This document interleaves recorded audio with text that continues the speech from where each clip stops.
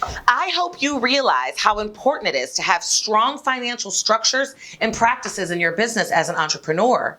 Don't you? If not, this is your lucky day, because in today's episode of CPTV, I am actually going to talk to you about the mistakes that can be made that are pretty serious if you don't set up the right business structures. And I'm also going to walk you through the 5 easy steps to actually get it established so that you can remove the frustration, the confusion, and the stress. Whether you are starting a business, growing a business, or scaling your empire, I'm going to show you how to get it done the right way. So, let's get to work. You an entrepreneur, I got what you need. Giving you the blueprints that impact growth in your business and life. Hey love, Cheryl Perez here, CP, whichever one you prefer. So today's episode of CPTV is actually number 5 in our series on how to set up the proper business structure for success. So if you missed the first 4 episodes, make sure you check them out. The link to the playlist is in the description down below. Go ahead and click and you will check out the first 4 steps because there were some amazing ones in there. As a matter of fact, step number 4 includes an amazing interview where you get some free CPA and legal advice. So make sure you check it out in the links below. So I am also today going to give you guys a big bonus because I'm actually later on in today's episode going to walk you through what my recommended technology and software is for your financial structure. I'm going to walk you through how to actually set it up and connect it to your business bank account. And I'm going to show you how to go out and get your tax ID number immediately and instantly, where you don't have to pay some crazy service to do it for you. Because I know when you go out there and you actually do a search, all these different services come up and they actually charge you for it. But I'm going to show you how you can do it yourself in a couple of minutes for free. So make sure you stick around till the end and I will walk you through step by step how to do those things. So let's really dive in because I want to make sure that we don't have any excuses at all with the steps to setting up your financial structure. But before we get into what you've got to do, I want to make sure that we talk a little bit about the mistakes that I've seen. Not only from my own experiences, but also from working with businesses of all sizes. Typically, when we start to work together and we get to a place where some of the questions that come up about pricing, how to price products and services, or how to make decisions about employees and staff, or whether or not to add an employee, or whether or not to downsize, or whether or not you can even afford to recruit, or you could afford to buy new equipment, or whatever it is. I oftentimes get those questions and people want me to work through those strategies with them and what the structure should look like. And the conversation inevitably comes to a point where I will ask, all right, so what do your business finances look like? Let's talk about your profit margins. Let's talk about your net profits. Let's talk about your gross profit margins. Let's take a look at your P&Ls. And the look that I get is like, what, Cheryl? What are you talking about? What the hell? So I always take a deep breath and have to go all the way back to this step right here. There's a number of different reasons why I usually find out people do not do this. And it really, when you think about it, doesn't make any sense at all. But one of the first reasons that I see people actually doing it this way is because they just don't think it's a big deal, right? You just don't think it's a big deal to actually have a separate business bank account set up with a separate tax ID or business social security number set up, and you're not really tracking your expenses or your income that way because you just didn't think it was a big deal, right? Somebody pays you, it's your money, so why wouldn't you just put it into your personal bank account?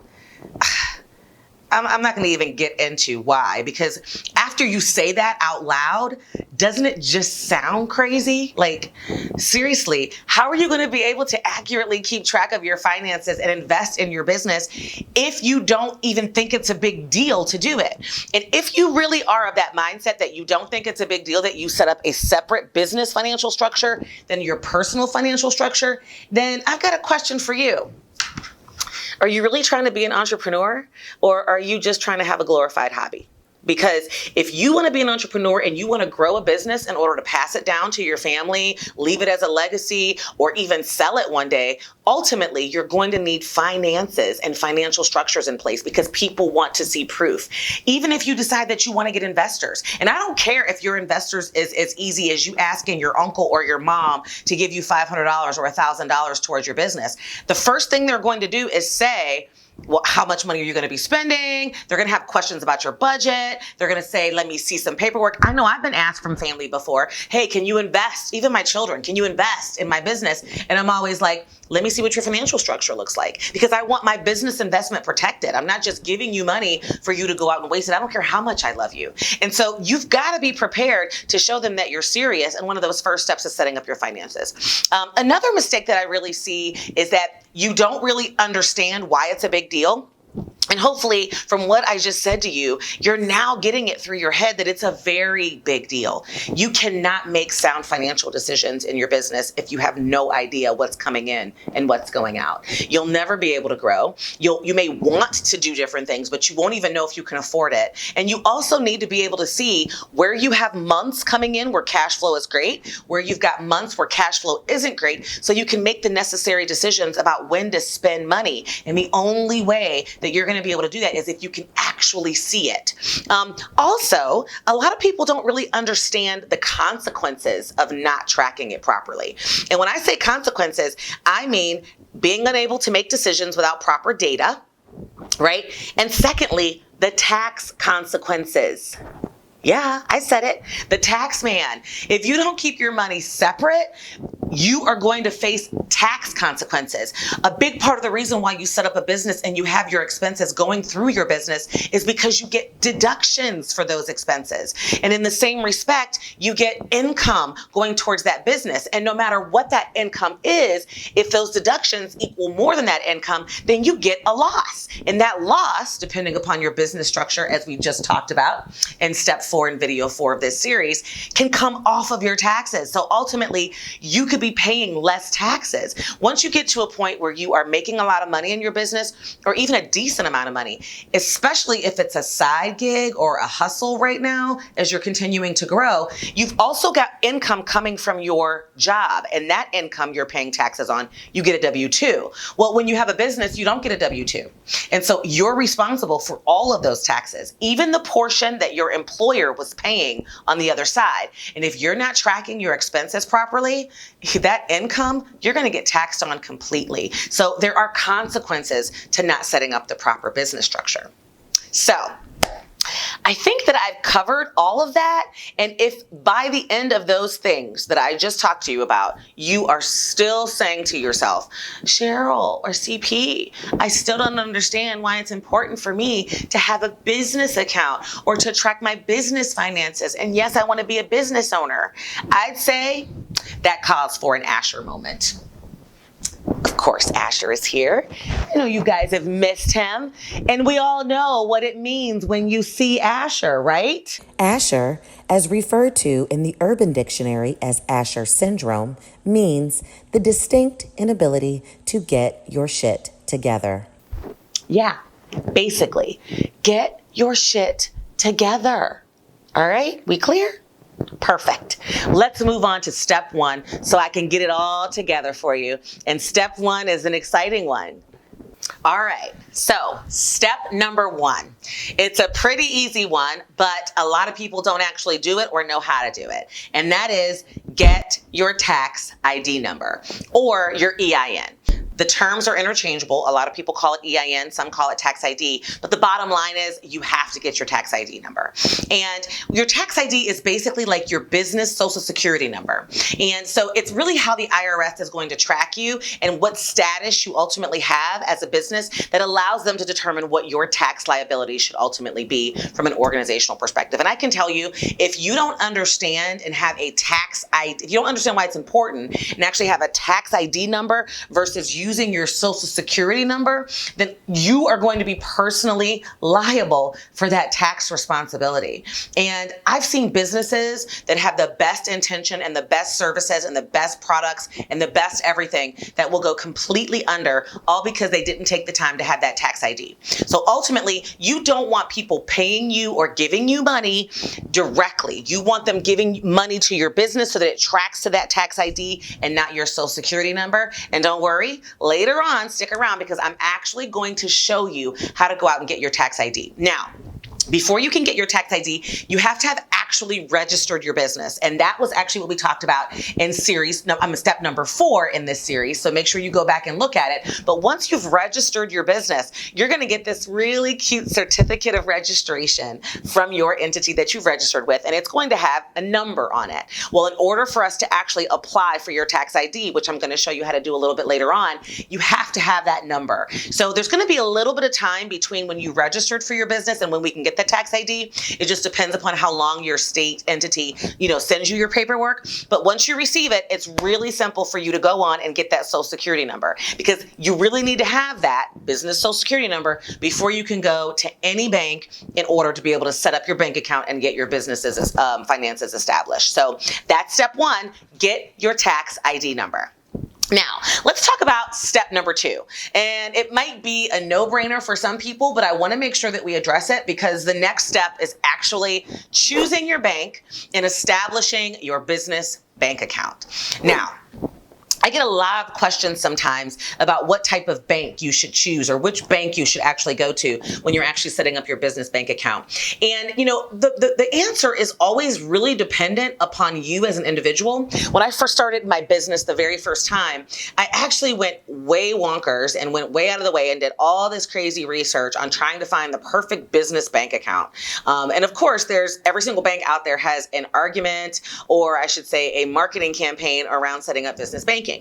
And what I've found since my very first business 25 years ago is it just ain't that complicated. Honestly, my recommendation is choose your bank that you currently have your personal bank account set up in. Why? Because I'm going to give you some tips that will encourage you to be able to make transfers between your accounts. And it's really, really difficult to transfer outside of your current bank account, because ultimately, in order to get your money started, I am going to make the recommendation that you have an automatic transfer kind of every single pay if you're still working somewhere else, or out of your savings, or out of where you've been kind of, putting your money aside for your business, or maybe it's from even a family member or somebody else. You're going to want to automatically transfer and be able to transfer money between your bank accounts. And so in order for you to do that, you need to be able to really have them at the same place. So I always say choose a bank, but the easiest thing to do is to choose the bank that you have your personal stuff set up in. It's going to make it much easier for you to log in,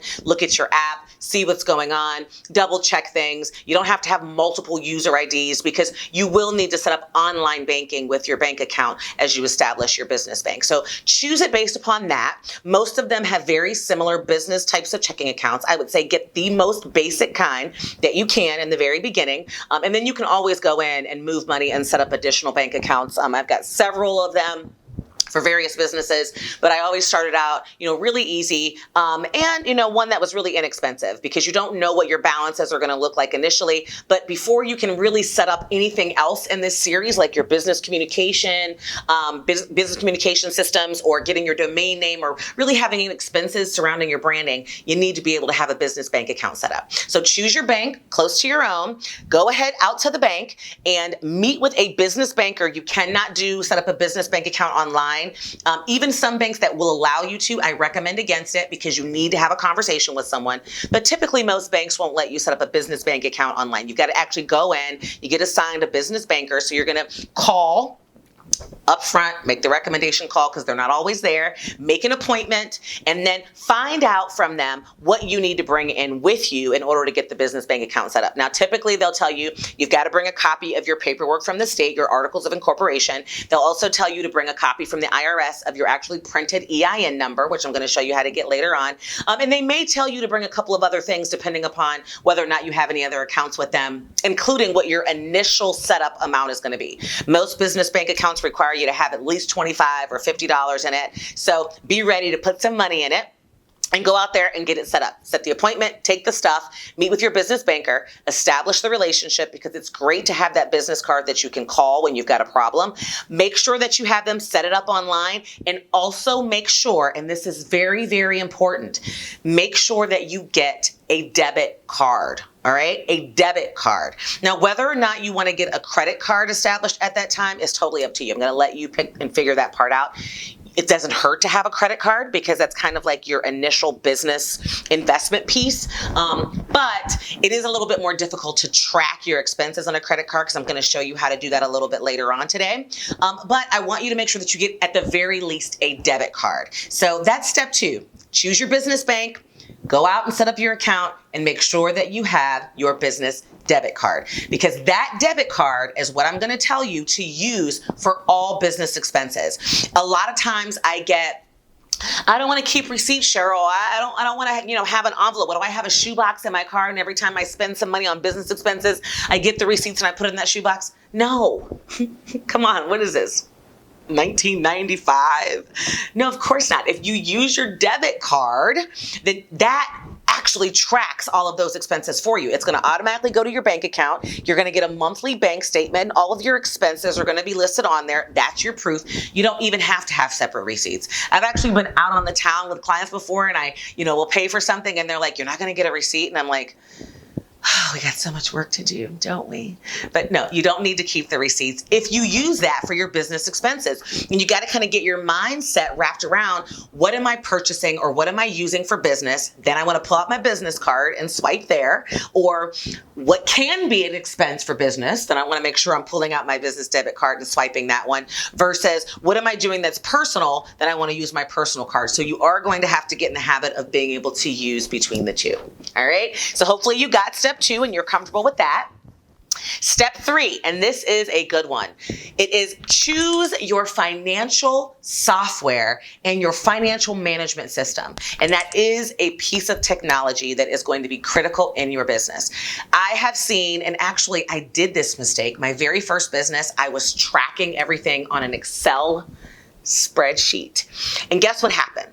I'm great in Excel. I mean, I can really use it. I don't understand pivot tables and all that kind of stuff, but I'm pretty good in Excel.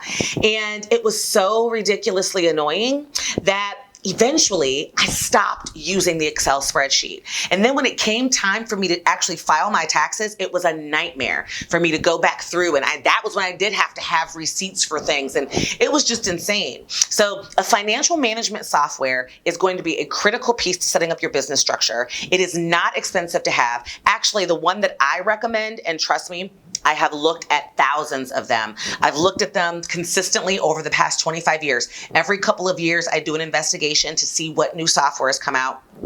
And there's a couple of things that I'm always looking for when I'm trying to figure out what's the best financial management software. And I can tell you that I have every single time chosen the exact same software. I've actually been using the same software for the past 15 years at least, since I switched from the Excel spreadsheet. And trust me, I do look for other options, and nobody else can really compare. And the reason is, and I'm going to teach you this as we continue along our journey together, as me giving you these blueprints, every single recommendation that I make to you is based upon the fact that I want to set you up for future growth today.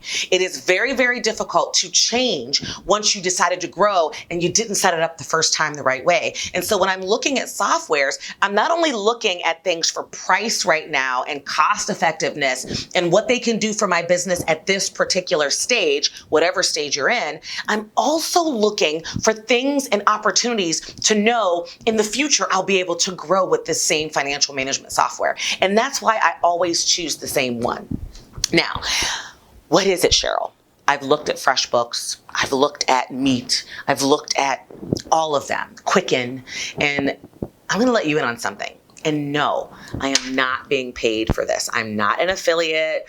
This is not sponsored content. This is not a promotion. I'm not a brand ambassador for them, but I recommend them to every single client that I have. And honestly, it's good old QuickBooks. Now, I know you can go to the store and purchase the actual, software for QuickBooks. You can also go on Amazon and purchase the software for QuickBooks, but I actually recommend QuickBooks Online.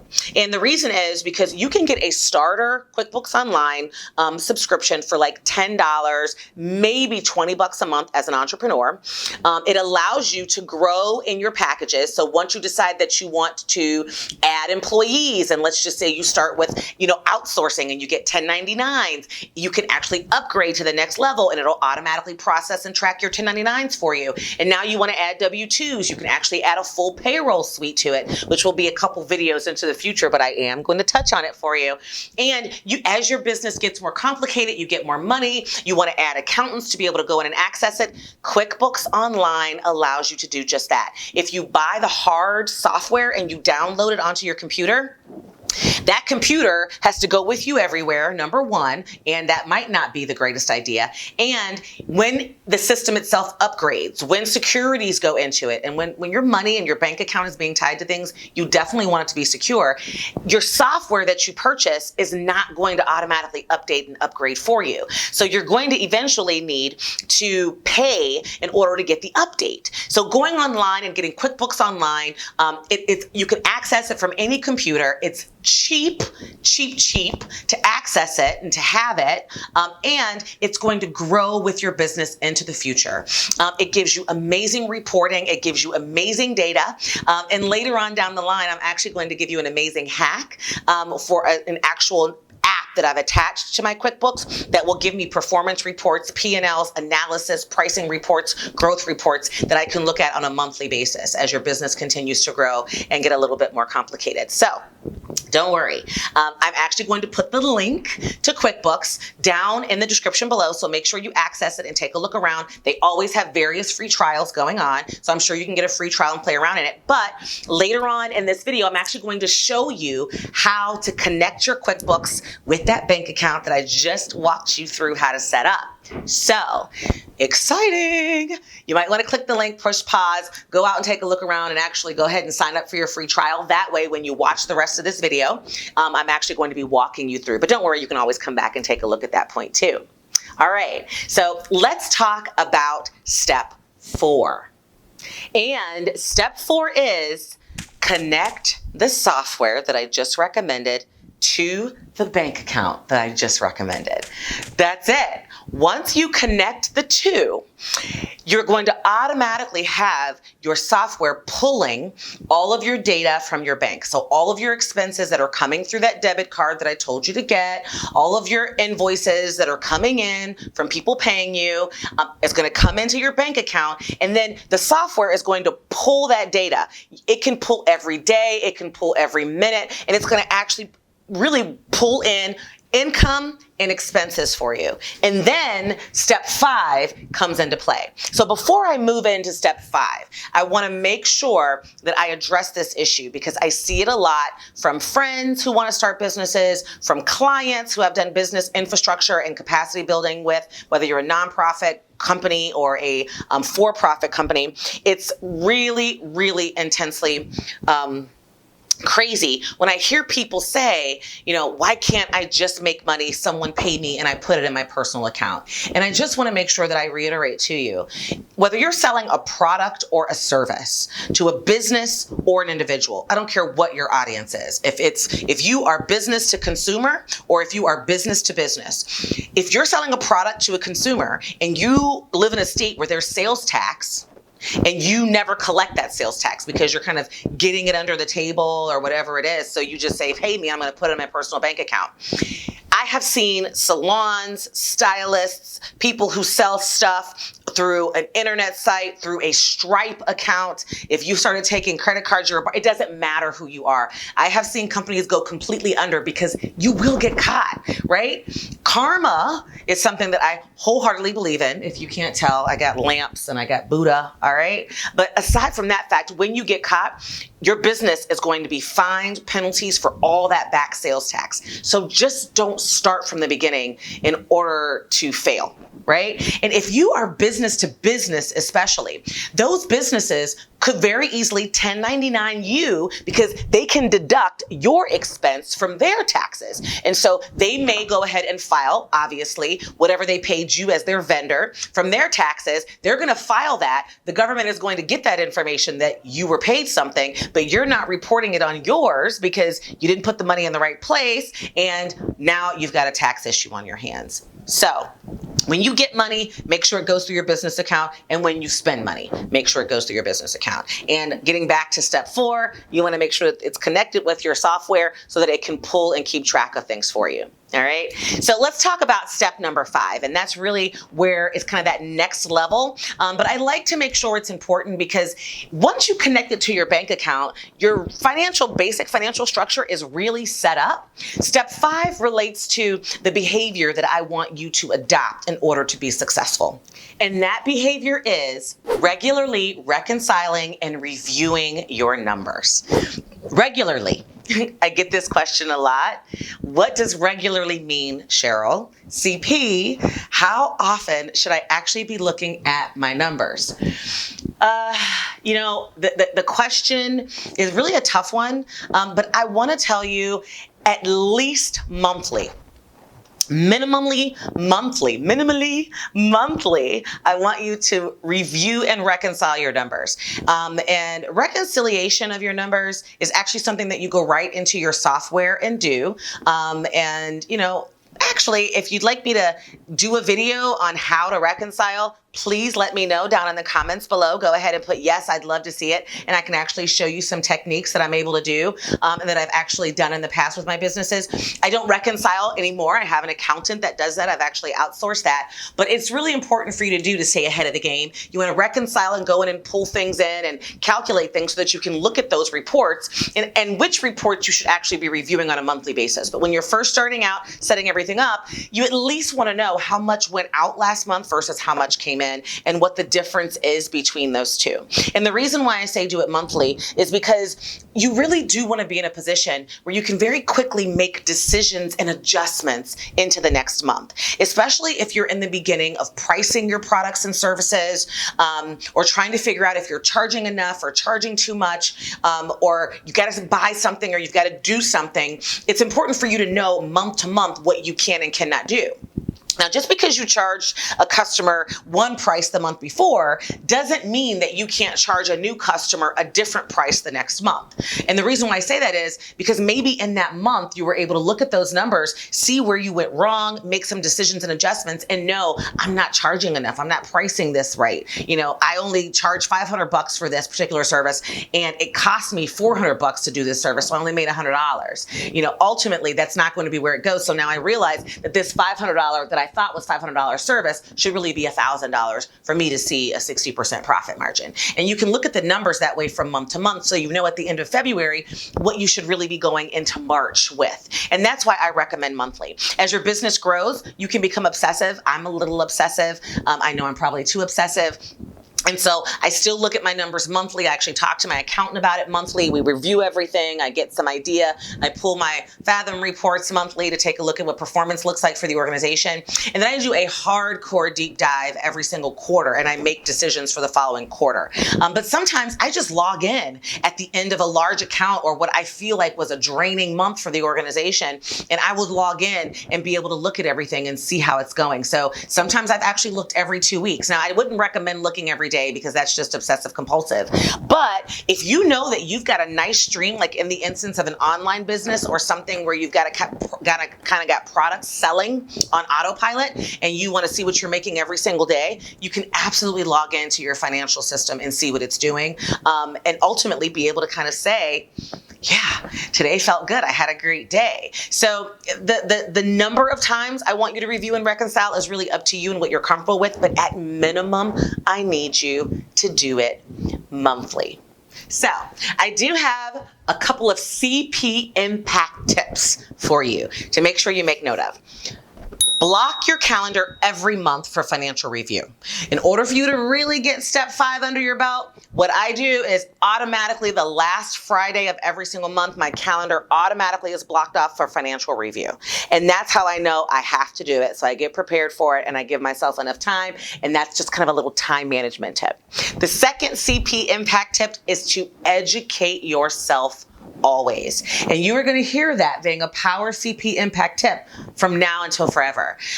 Because truly the most successful entrepreneurs are the ones who are constantly educating themselves. And I just had this conversation with my 14-year-old the other day. I said, if you want to be a millionaire, you have to have a millionaire mentality. And let me tell you, there are a few things that millionaires do.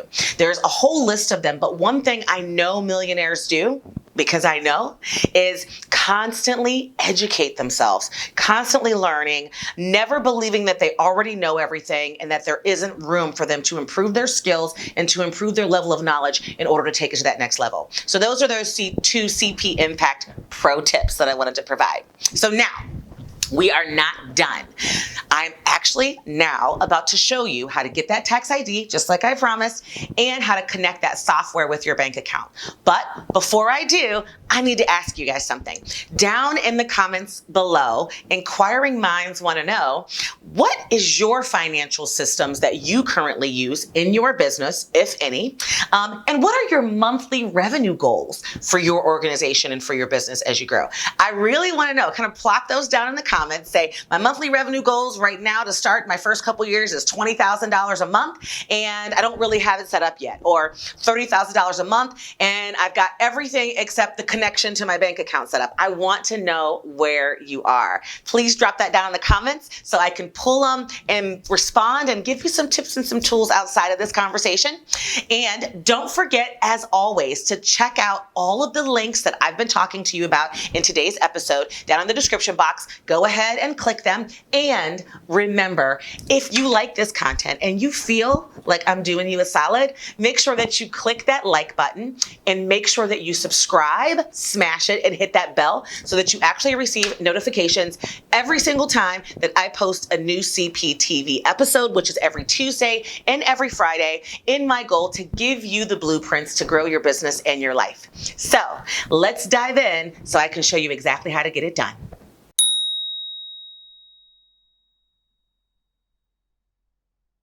All right, guys, so here we are. I am going to walk you through how to actually get your own tax ID number. And the reason why I wanted to start at this Google search page is because, as you can see here, you're going to type in, get your tax ID number perhaps, or you might forget the link in the description below that I'm going to provide you with. But if you do forget, you might Google it. And what's going to happen, because I get this all the time from people, is all these ads are going to come up, as you can see. And these are folks that will actually do a service for you and get your federal tax ID, and they'll do things and say you can get them fast and you can get them secure, but they're ultimately going to charge you for it. And some of them do a really good job at even putting the letters IRS in their name. I wanted to make sure that I pointed this out to you because you do not need to go to any of those services. You can apply for your own employer ID very, very quickly, and you want to make sure that when you go, you are ultimately looking for the irs.gov, okay? Any of the extensions that say irs.gov. So this is where you ultimately want to go. And so you are going to go in for your employer identification number. This is for the employer, not necessarily your tax ID, because that could mean your social security. So as you can see, this one says individuals and this one says businesses. So you want to apply for that one. So we're going to go right out to the tax ID site on irs.gov for small businesses. And when you ultimately get here, this is the page that's going to pop up. And as you can see, it's pretty self-explanatory. It is not difficult at all. Determining your eligibility. Obviously, you have one limited EIN per responsible party. You have to have your principal business is located in the U.S. And ultimately, you want to make sure that you're going through this application process. Now, one thing that you will need before you can ultimately complete this application is once you register your organization with the state, and again, there's a link to that video down below. Once you register your business, you're going to get your actual business identification certificate. And on that business identification certificate, it's going to list your business registration number. Now, you may receive that earlier than the one that you get in the mail, because once it's completed on your state website, usually you can go out to your state website, just like I showed you in the video about choosing your name and searching your name. Once you go out to the state website, you can actually see if your application is pending. Sometimes your number will actually be there as well. But once it's active, whether you've actually received anything in the mail or not, you will actually have that number. So you will need that number in order to apply. And I'm telling you, once you go through this application process, it is instant. So you're going to click OK. You're going to read the restrictions, and you're going to begin your application. You're going to choose what type of company legal structure you're applying for. You want to choose the exact same legal structure that you ultimately listed when you registered your organization with the state. It's going to talk to you about what it is and give you some information. You're going to hit continue. It's going to ask you how many members. This is what you're going to get from your articles of incorporation, which we talked about in another video as well. They're all linked down below. So you're going to put one, and then you're going to pick your state. So I'm going to pick Ohio. Now, obviously, I already have a tax ID number, so I won't go through the entire process, but I wanted to make sure that I walk you through it. So it's going to confirm your selection for you. You're going to click continue. You're going to say that you're starting a new business, or, ultimately, you want to make sure that you just pick that you're starting a new business. If you just registered it, you're starting a new business. If you don't put that on there, then it could ultimately, open up some tax liabilities. If they say you want to do it for banking purposes, then it could also indicate that you've already made money and, different things like that. So oftentimes I get questions about what's the best time of the year to actually get your tax ID. Typically for my businesses, I've always kind of made sure that I was registering them and getting the tax ID number at the end of a calendar year, because we've always been on a cash basis. My fiscal year has always been a calendar year. And then ultimately my first tax year would be that following year. Unless I'm actually already making money, then your first tax year would be this year that you're currently in. So I just want to make sure you put your name and information in there. You're going to say you're one of the owners or members. You're having somebody else apply for you. Now, it won't let me move on, but as you can see, you can put your addresses in, your details, and then as soon as you hit submit, you are going to get your employer identification number confirmation. They're also going to email you with that confirmation, and you are going to save that document. It is that easy. So ultimately, you can Google IRS employer identification number, small business. Make sure that you're in the small business section, but that's as easy as it is. And I'm glad I was able to walk you through it. But again, you do not need to pay any of those other services to do this for you. As you can see, it's easy, it's self-explanatory, and it's free. So hopefully that was helpful. Now let's get into how to actually hook up your bank account to that financial software that I mentioned earlier on. So be right back. Let's get into that. All right, so next, now that you've got your tax ID number, you've already gone to the bank and you have gotten your bank account information, and you've already gone out and downloaded the software that I recommended, which is QuickBooks. As you can see, I have a demo account here set up for you, and I did put some numbers in so that we could actually play with it a little bit. But ultimately, you're going to log into your account, you're going to set up your login, you're going to put in your password, and you're going to automatically start on the dashboard page. This is the easiest, quickest place to start up. Now, there's going to be various settings, and this is how you kind of get to your settings in QuickBooks. Accountant settings, you can manage your users, you can create custom forms and styles. I get really in-depth in this in the actual startup program, so I won't get into it a whole lot with you guys now, but really, in order to connect your bank account, which is your first step. So even if you've already had transactions going on in your bank account in the past, it can be hundreds, it can be thousands, it can be one, it can be none. It doesn't matter. Once you hook up your bank account, it is going to pull all of your information into this accounting software. And when you log in, it's going to show you invoices that you have that are overdue, ones that have been paid and deposited, all of your expenses, because you're going to go through and you're going to reconcile this. Now, whole nother video, I get in depth into this in the training, so I could actually walk you through how to do your own reconciliation, how to set up your chart of accounts, all of those things, because when you're a new entrepreneur, this isn't something that you're necessarily going to be able to pay someone else to do. You can do it. It's totally doable. I did mine for years before I hired someone.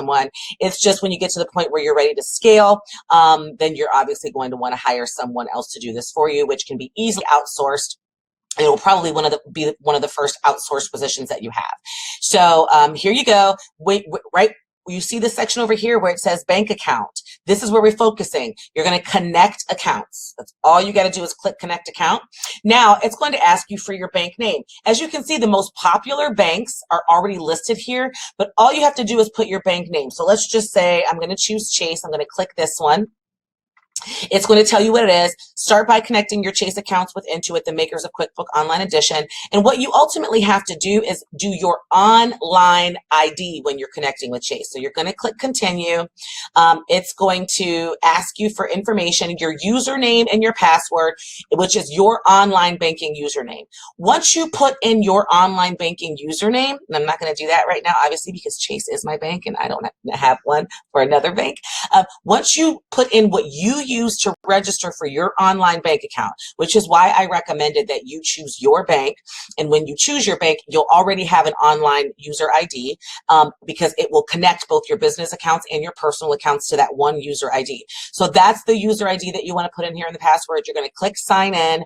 It's going to go through a little bit of toggling. It's going to pull all the information. If you've got multiple accounts, a screen will pop up and it'll say, which account would you like to connect to? You click on the account, you're going to hit OK, and it's going to start pulling all of that information into your QuickBooks account. It is that simple. So again, to reiterate, I'm going to go back. You're going to go right here to bank accounts and you're going to click connect accounts. And as you can see, you can click and connect as many accounts as you want to. However many business accounts that you have that you want to actually track expenses coming out of it and income going into it. This is so easy. It's so self-explanatory. As you can see with QuickBooks, you can get one of the cheapest versions. I think it's $10 a month maybe. That link is down below for you. And once you choose that, this is all you got to do to kind of get it started and get it set up. And what it's going to automatically do is every transaction that you do through that bank, when you get an invoice page, you can actually invoice clients through here. But every swipe with that debit card, every expense that you have, everything that you connect to it is going to automatically pull in here. And all you got to do is click a few buttons to actually register it every month and to track it every month, and you're good to go. So hopefully that was helpful. All right, let's get back into the video. Woo! We are all done, guys, at least with these basics. And don't worry, there are more complicated things. And, honestly, I'd like to know what else I can help you out with when it comes to financial business, financial management in your business, and to kind of being able to manage by the numbers. Let me know down in the comments what else you need, and I will be happy to oblige. And as always, if you got anything at all out of this episode, don't forget to subscribe, hit that like button, ring that bell so that you can be notified of future episodes. And you know what? Pass it forward, share it with a friend. If you know somebody who is starting a business, trying to move forward in their business, grow their business, really doesn't have the right type of structure set up in their business or good capacity, and you know that they could really find this useful, share this video with them. Tell them to stop by and join the CPTV family. I would love to inspire and educate them because I truly believe that entrepreneurship is the fastest way for freedom in our lives. So I look forward to seeing you next time. Have a wonderful, wonderful evening. Mwah. Bye, love.